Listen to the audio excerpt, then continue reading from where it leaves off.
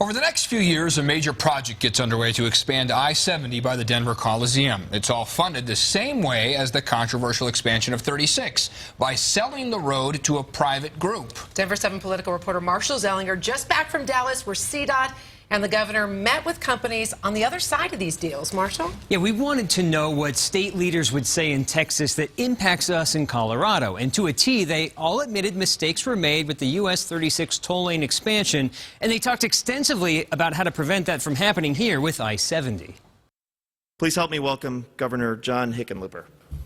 In Dallas, Governor John Hickenlooper spoke at the P3 conference.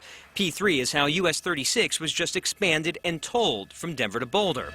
What it is paying a private company to build and manage the project, while that private company takes on the long-term risk but gets the toll revenue. A lot of the public pushed back dramatically and said, you know, we were locked out, we didn't hear about this. I didn't get an answer to my question. They're covering this up. The state took a major PR hit with US 36. The public fought back in packed meetings. Because by then, you're screwed. Once they realized the HOV will change in 2017 to 3 people per car, and that a private company would run the road for 50 years. We need to be really proactive in explaining, not to those public officials, but to the folks they represent, what this is.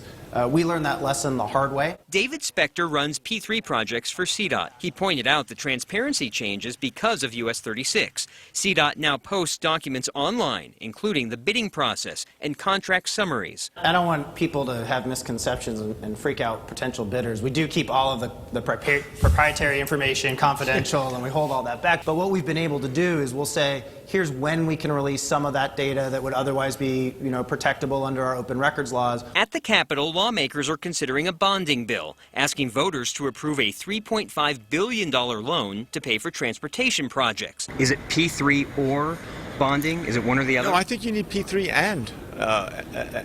and bonding. P3 helps you do it for less money, but it doesn't do the whole thing. It just doesn't. Right now, I-70 is in the request for proposal stage, private companies bidding to do the project. It's the second of 3 of those phases, and the details of this phase will end up on the website, which I've put on our website, thedenverchannel.com. Eric? All right, thanks, Marshall.